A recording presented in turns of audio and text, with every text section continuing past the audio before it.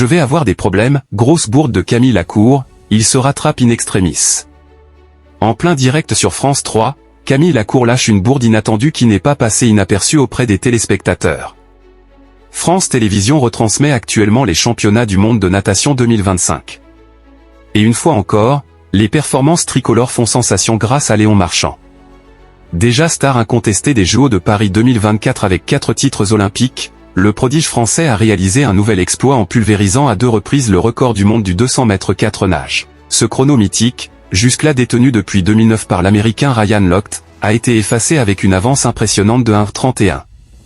Dans la cabine des commentateurs, Camille Lacour n'a pas caché son enthousiasme. L'ex-champion, auréolé de 31 titres dont 5 sacres mondiaux, s'illustre désormais par des interventions aussi précises que passionnées. L'ambiance était électrique dès ce vendredi 1er août sur France Télévisions, lors des commentaires du 50 mètres papillon masculin. En revenant sur les légendes de la discipline, Alexandre Boyon et Camille Lacour ont évoqué Milorad Čavić, célèbre nageur serbe qui avait marqué les esprits aux JO de Pékin en établissant un record du monde sur 100 mètres papillon, avant de s'incliner en finale face à Michael Phelps. Mais du côté des commentateurs, le souvenir du sportif n'est pas franchement glorieux. C'était un très bon nageur, mais qui adorait le show et qui provoquait tout le temps Michael Phelps, a lancé Camille Lacour, visiblement peu nostalgique. Alexandre Boyon, plus direct encore, a rappelé que Čavić s'était fait remarquer à l'époque pour des prises de position controversées, sur le plan géopolitique, précise-t-il, avant d'ajouter, ils lui ont fait perdre quelques médailles. Ce à quoi Lacour a répondu sans détour, pas de cerveau, dommage. Une sortie cash, qui n'a pas manqué de faire réagir.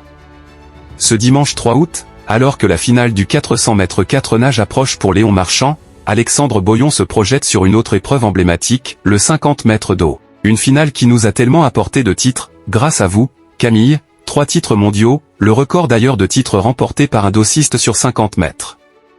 2013 à 2015, 2017, pour jeter à l'eau, est-ce que Clément Kolesnikov est battable, lance-t-il à son acolyte.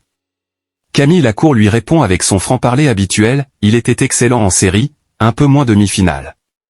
Il a l'air plus rapide que le reste des finalistes. Après, ça ne nage pas forcément très vite. Derrière, c'est l'autre américain. Pardon, le russe, s'exclame-t-il soudain, réalisant sa bourde. Avant d'ajouter, en riant, oh là, je vais avoir des problèmes. Il poursuit ensuite plus sérieusement, Pavel Samusenko, qui est simplement en 15 centièmes. Et Peter Kodzio à 16. Donc, voilà, lui, numéro 8. Il fait peur. Il faut aller très vite.